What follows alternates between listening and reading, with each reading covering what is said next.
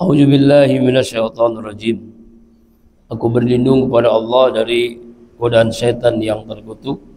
Bismillahirrahmanirrahim, dengan menyebut nama Allah yang Maha Pengasih lagi Maha Penyayang.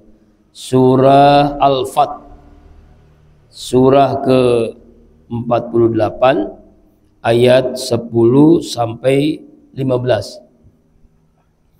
Innal ladzina, sesungguhnya orang-orang, yubayi'una, yang berjanji kepadamu ya Muhammad.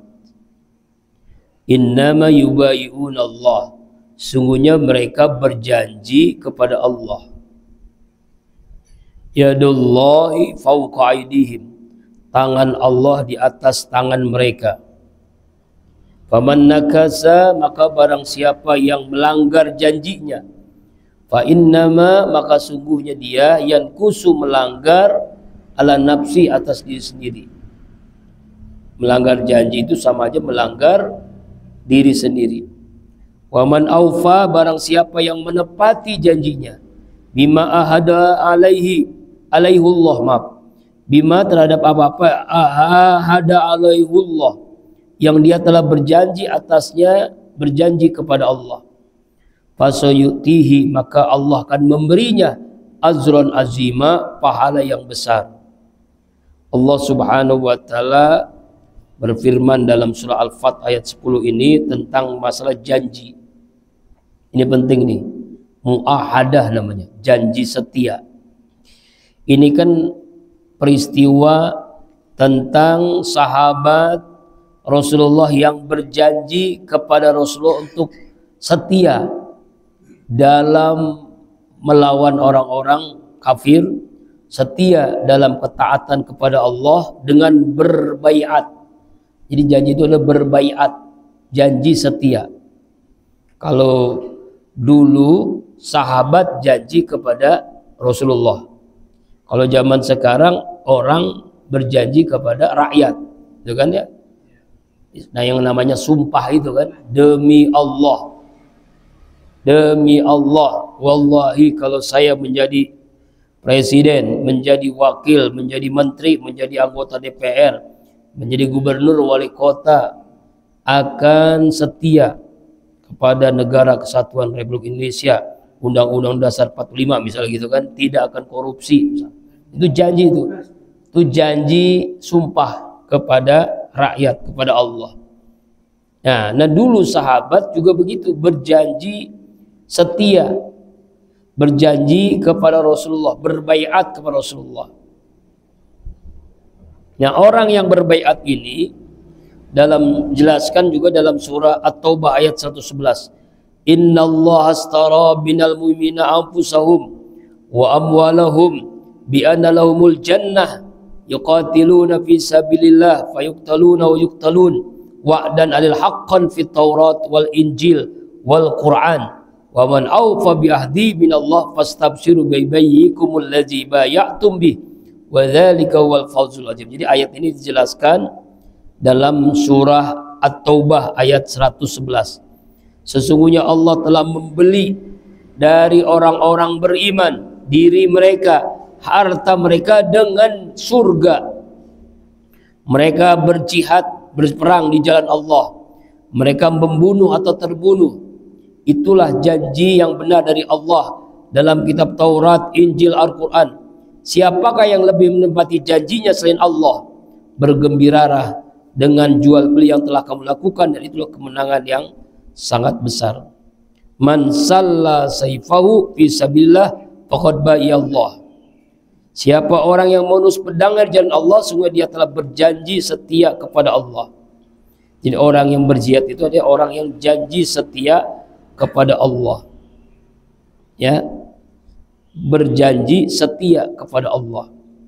Kita pun nih yang zaman sekarang ini kan janji kita itu 5 kali minimal, itu baru kalau sholat wajib doang. Apa janji kita?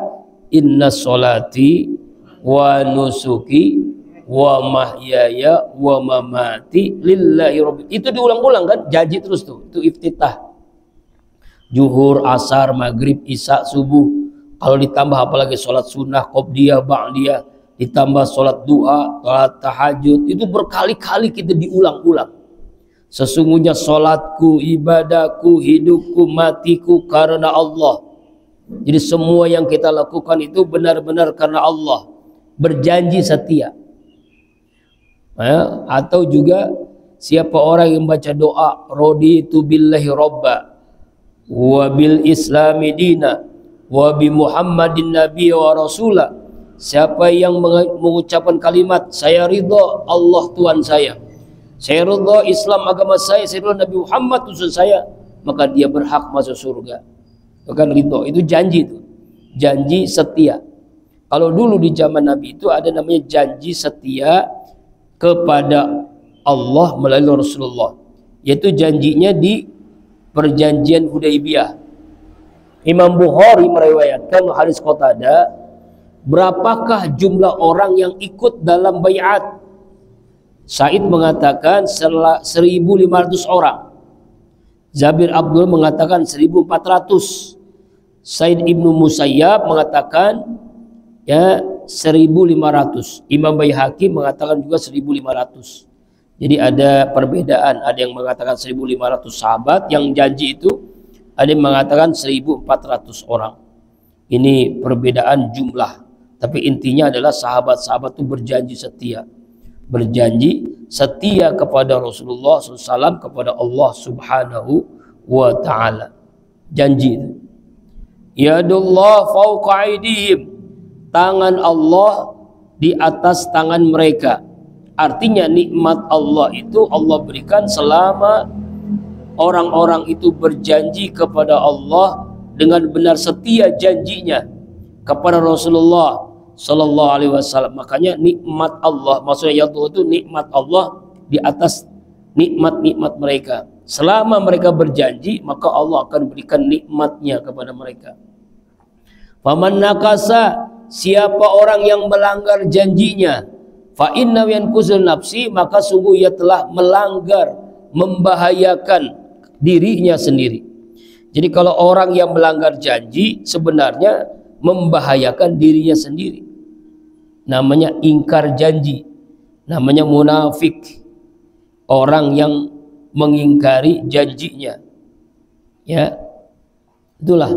Bahkan dalam sebuah hadis Rasulullah Sallallahu Alaihi Wasallam mengatakan, yaitu ketika berada di rumah Hafsah, tidak akan masuk surga seorang dari kalian, orang yang berbaiat di bawah pohon yang dia melanggar janjinya.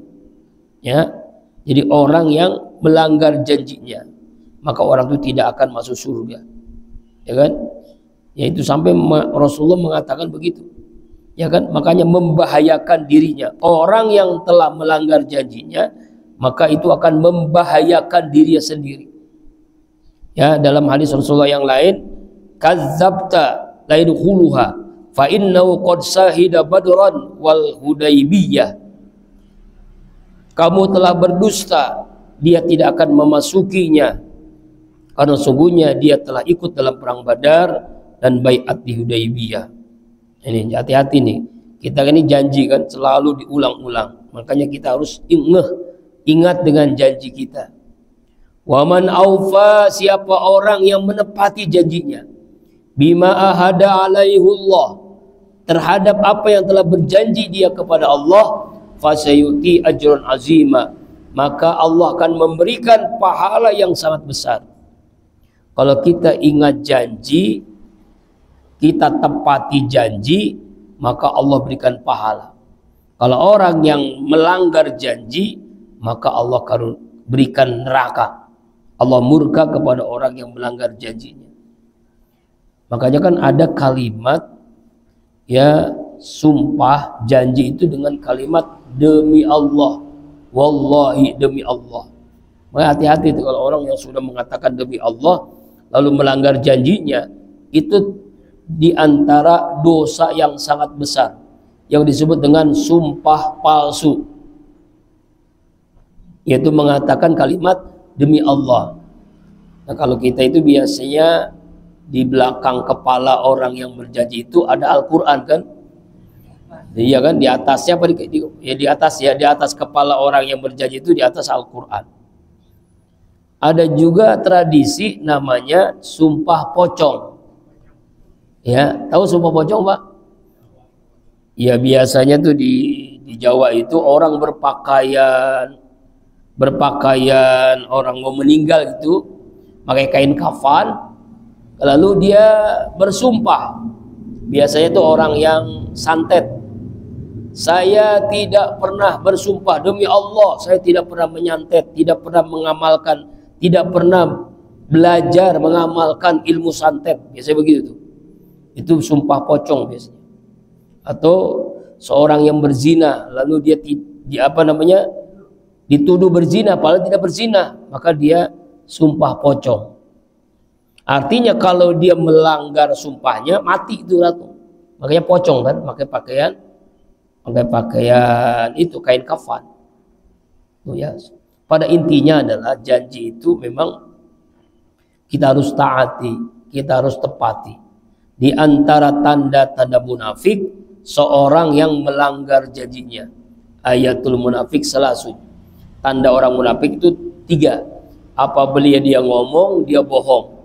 Apabila dia berjanji, dia tidak mentaatinya. Biasanya kita itu gampang mengucapkan kalimat insya Allah. Dan biasanya insya Allah kita itu insya Allah nggak jadi. Iya. Ntar ketemu ya jam segini, insya Allah nggak jadi itu.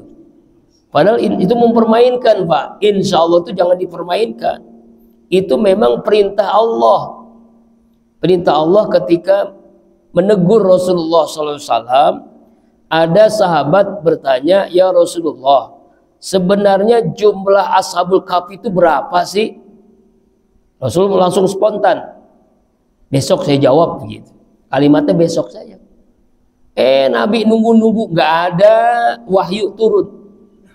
Nunggu. Makanya, berapa hari ditunggu nggak ada jawaban. Nah, barulah jawabannya dari Allah tentang perintah untuk mengucapkan kalimat insya Allah kalau berjanji. Insya Allah gitu. Itu maksud insya Allah jika Allah berkehendak gitu. Jadi bukannya kita mempermainkan insya Allah. Ya Pak ya. Itu hati-hati. Kalimat insya Allah jangan dipermainkan. Jadi tanda orang munafik apabila berjanji ia ingkar. Apabila berikan amanah dia khianat. Auzubillah. Nah, makanya kita dilatih janji itu kan. Dilatih janji melalui doa iftitah. Ya, kembali lagi tadi disampaikan kita sholat 5 waktu 5 kali. Ditambah sholat sunnah berapa kali kita janji. Diulang-ulang terus kan.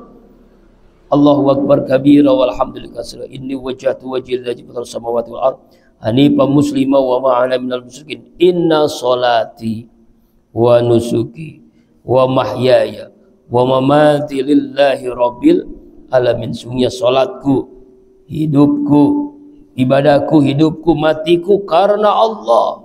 Itu diulang-ulang supaya kita sadar ibadah kita, hidup kita hanya karena Allah. Kemudian ayat 11. Sayaqulu lakal mukhallafuna, akan berkata kepadamu ya Muhammad al-mukhallafun, orang-orang yang tidak ikut ke Hudaybiyah, ya itu orang-orang yang tertinggal. Dulu kan ada sahabat yang ikut dalam baiat itu kan, baiat di Hudaybiyah, berjanji. Tapi ada orang-orang yang tidak ikut.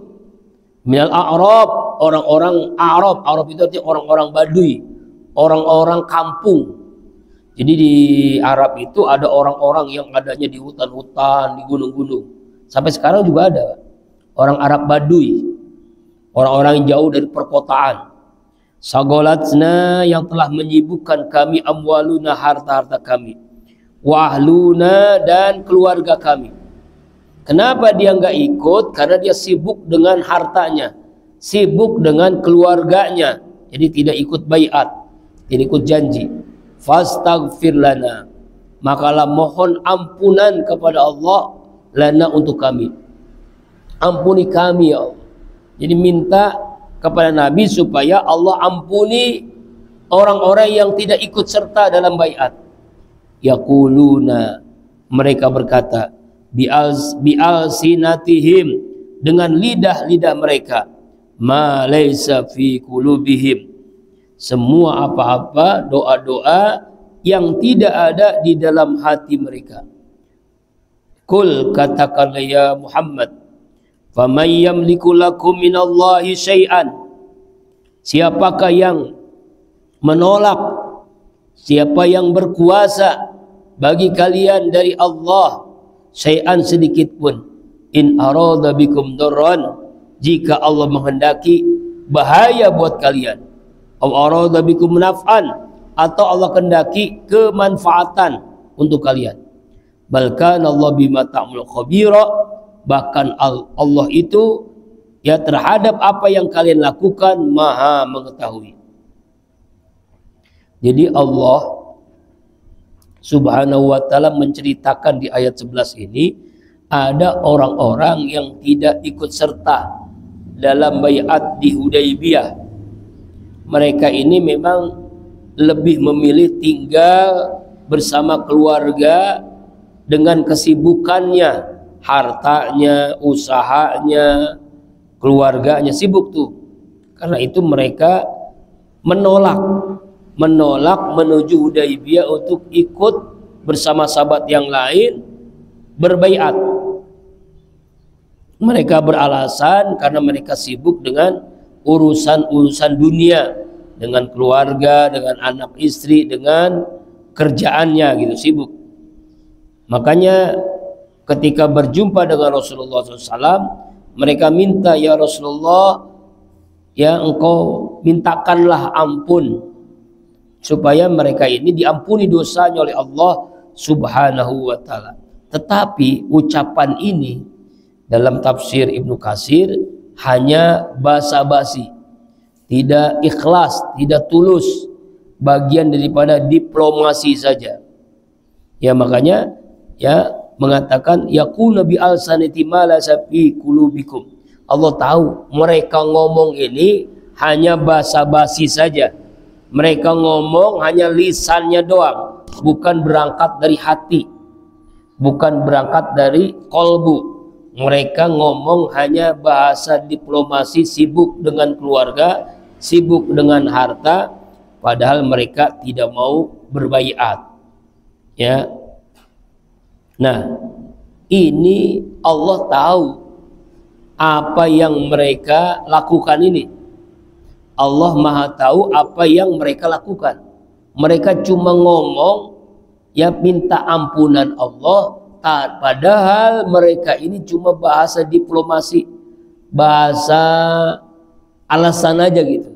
Alasan saja, mereka tidak tidak ikut serta dalam perjanjian Hudaybiyah.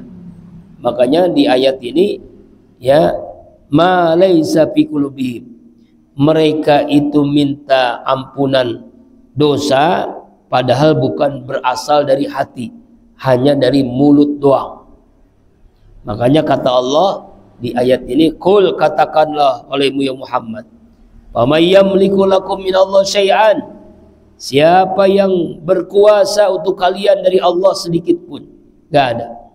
Jika Allah kehendaki ya darran, bahaya, memberikan mudarat buat kalian.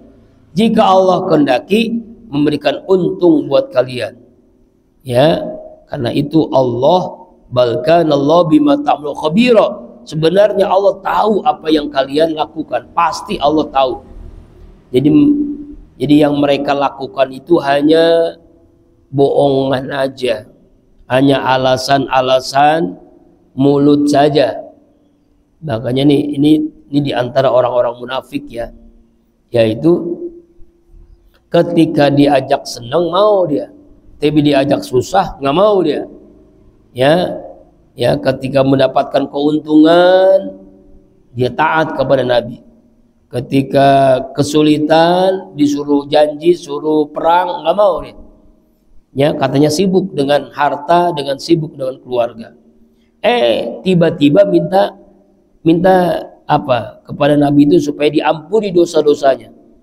Ya, padahal mereka itu bahasa klise, bahasa manipulatif, bahasa diplomasi, bahasa politik. Kan orang politik kan begitu kan, ngomong doang gitu, ngomong doang. Ya, omdo, ya janji, ya janjinya janji palsu, sumpah palsu, nauzubillah, summa nauzubillah min dzalik. Nah, apa yang kita ambil dari ayat ini? Jadi kita jangan mudah percaya kepada orang yang memang latar belakangnya itu memang seperti itu. Ya. Makanya perlu kehati-hatian kepada orang. Ya, ada orang yang ngomongnya begitu gampang banget dia janji padahal tidak pernah menempatinya. Kemudian ayat 12. Bal zonantum alla yanqalibar rasulu wal mu'minuna ila ahlihim abada wa zina dzalika fi qulubikum wa zanantum zanna saw wa kuntum qauman bura. Bahkan kalian telah menyangka Allah yang kalibar rasul, bahwa rasul tidak akan kembali, wal mu'minun dan orang-orang mukmin ila ahlihim kepada keluarga mereka abadan sama-lamanya. Jadi orang itu mengira nih, orang-orang yang ada di Baduy tadi menyangka Rasulullah ini mati dengan sahabatnya, tidak mungkin kembali kepada keluarganya karena berperang, ya kan, risikonya kan dua, kalau nggak hidup ya mati, hidup mulia atau mati syahid, itulah iskariman au mut syahidan. Ini apa namanya, orang beriman itu cuma dua, hidup mulia atau mati syahid. Nah, mereka menyangka Rasulullah dan para sahabat ini mati, tidak mungkin kembali ke keluarganya abadan selama-lamanya karena mati. Wa zuyina dzalika fi qulubikum, dan dihiasi hati mereka itu dalam hati-hati mereka.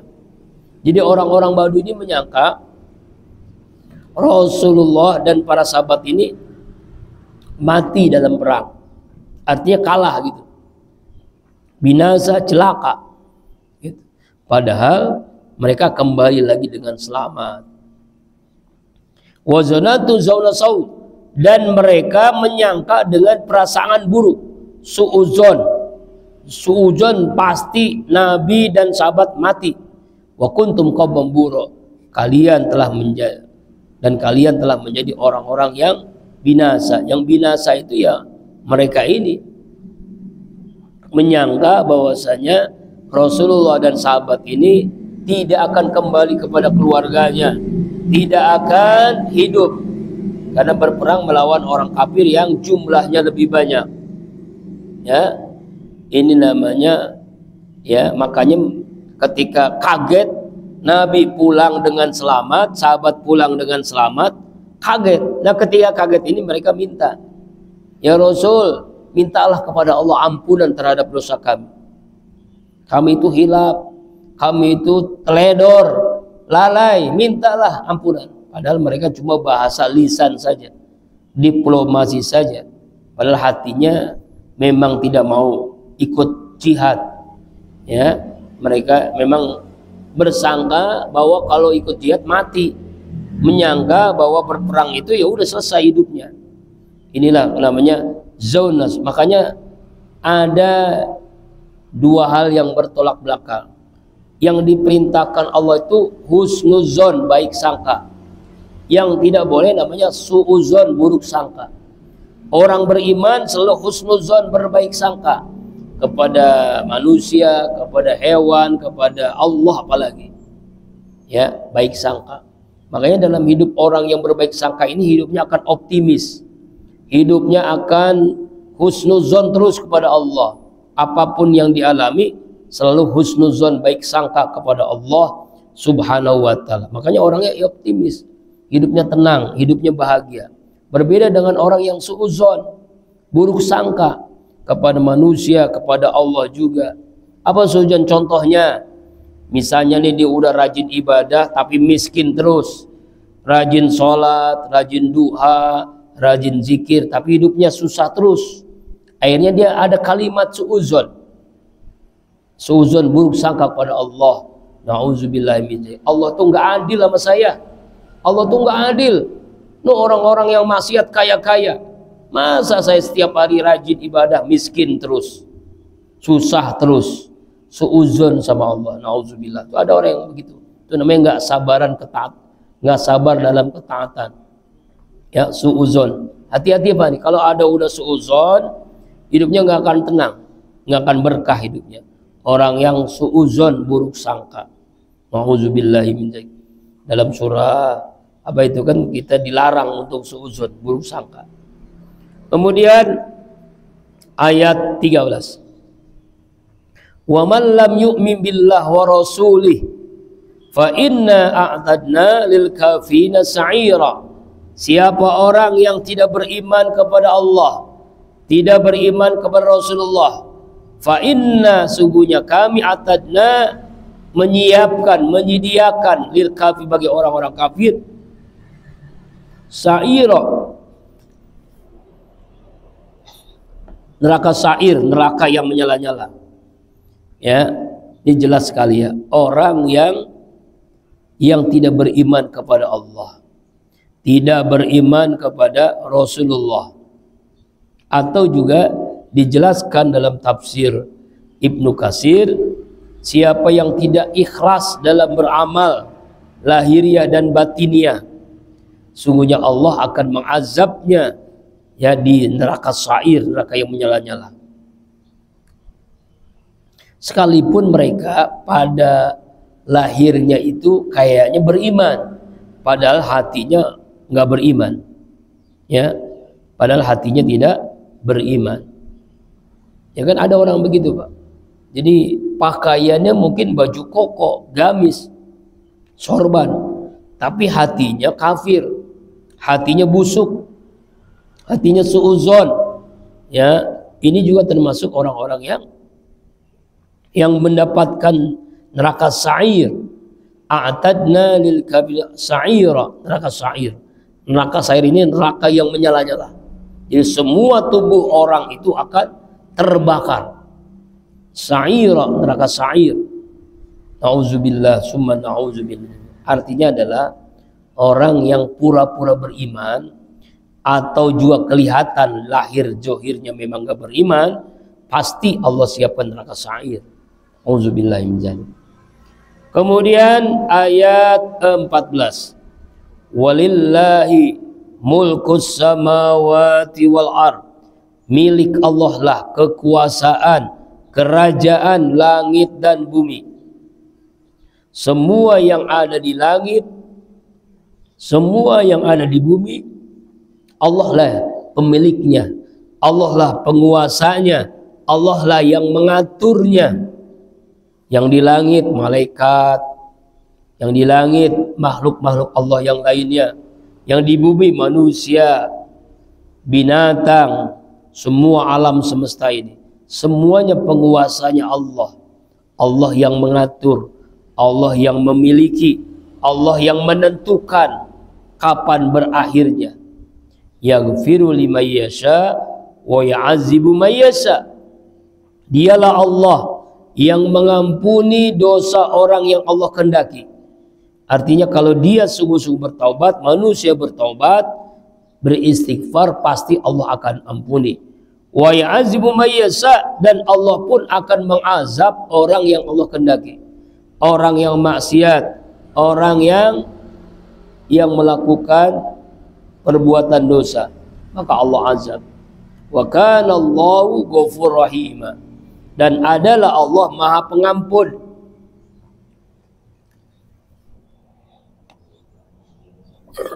Allah Subhanahu wa taala seringkali mengaitkan kalimat Ghafurur Rahim.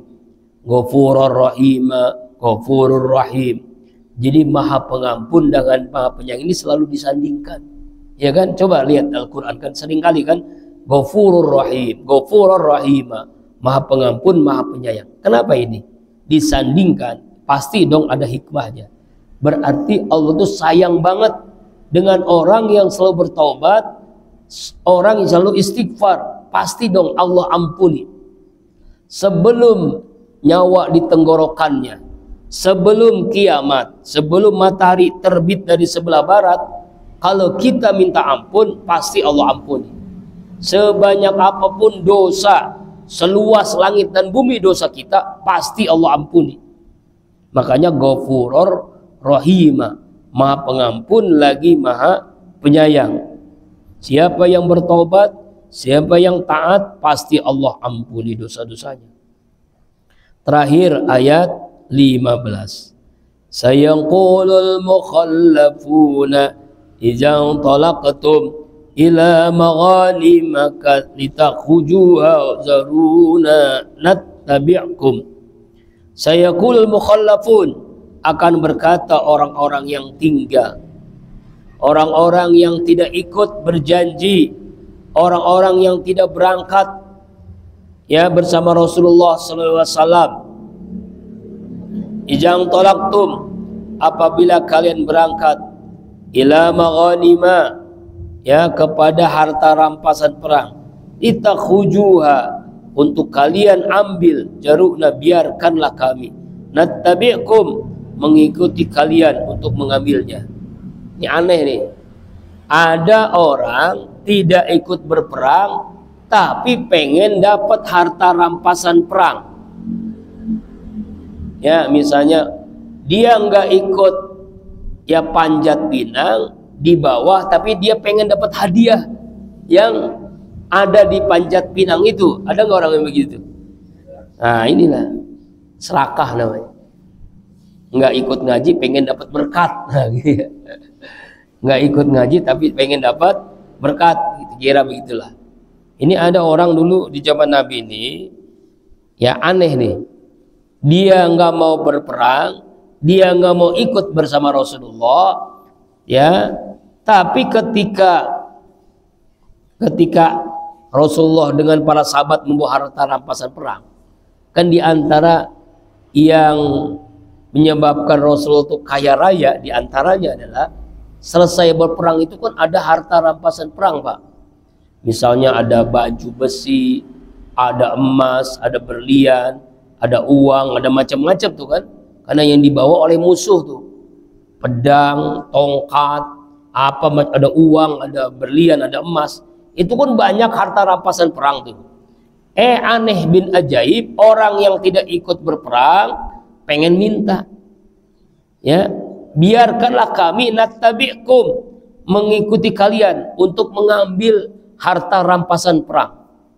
Jadi ini Allah Subhanahu wa taala menceritakan orang-orang Badui yang tidak ikut berangkat bersama Rasulullah ya dalam jihad, dalam perjanjian Hudaybiyah. Ya ketika perang itu bawa harta rampasan yang banyak. Ya, mereka tidak ikut, tapi mereka menginginkan harta rampasan perang itu jangan dilarang kami untuk mengambilnya, begitu kira-kira. Jangan dilarang kami untuk mendapatkannya harta rampasan perang itu. Ya. Makanya Allah Subhanahu wa taala ya di dalam ayat ini memerintahkan Rasul untuk mereka tidak ikut berperang, untuk mereka tidak mengambil harta rampasan perang, ya kan? Kenapa? Karena mereka tidak ikut berjihad. Nah, coba lihat, yuriduna ayyubaddilu kalam Allah. Mereka berkehendak, bermaksud untuk mengubah firman Allah, mengubah janjinya apa yang pernah sahabat-sahabat lakukan kepada Rasulullah. Ya, itu artinya sama aja dengan merubah firman Allah. Ya kan? Ya, mereka ini pengen dapat harta ya, tapi mereka tidak ikut. Ya, istilahnya apa ya? Ya, orang-orang susah, berat mempertahankan nyawanya. Ketika mereka dapat harta rampasan perang, mereka pengen dapat gitu. Ya, ini aneh nih. Ya kan, ada yang begitu ya. Nggak ikut berjuang tapi ingin mendapatkan. Makanya ya, ini sama aja kata Allah, yuriduna ayyubaddilu kalam Allah. Sama aja orang-orang seperti ini mengubah kalamullah, mengubah firman Allah. Ya, artinya mengubah janji para sahabat dengan Rasulullah berjanji setia. Ini sama aja dengan orang merubah firman Allah. Sampai begitu kalimatnya. Qul, katakan ya Muhammad, lan nattabi'una kadzalikum, tidak akan boleh kalian mengikuti kami. Kadzalikum, demikianlah. Qala Allah min qabl, Allah telah berfirman sebelumnya. Jadi mereka itu benar-benar tidak boleh mengikuti, karena mereka memang tidak ikut janji, tidak ikut perjanjian Hudaybiyah, ya, maka mereka tidak boleh mengikuti sahabat, mengikuti Rasulullah sallallahu alaihi wasallam. Dan itu ketetapan dari Allah. Qalallahu min qablu, ketetapan dari Allah tentang orang-orang yang membelot, orang-orang yang tidak ikut janji.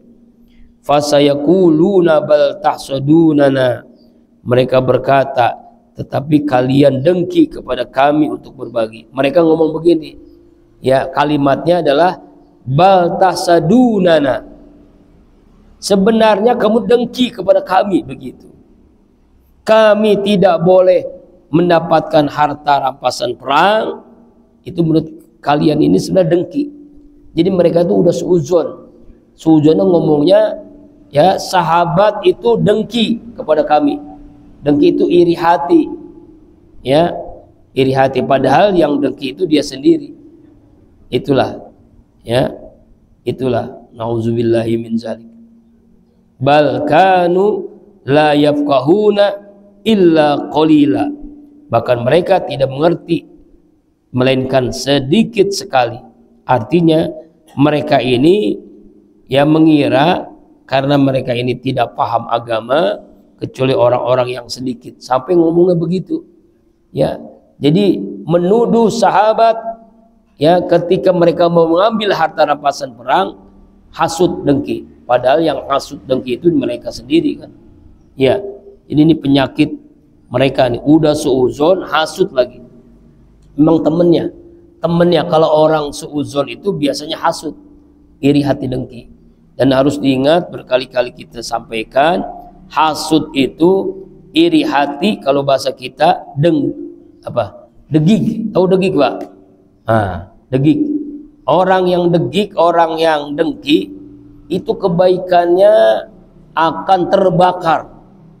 Pahala sebanyak apapun akan hangus.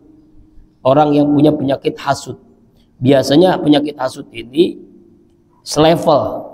Selevel itu gini ya, pedagang dengan pedagang, tetangga dengan tetangga, guru dengan guru, ustadz dengan ustadz. Ada itu, Pak.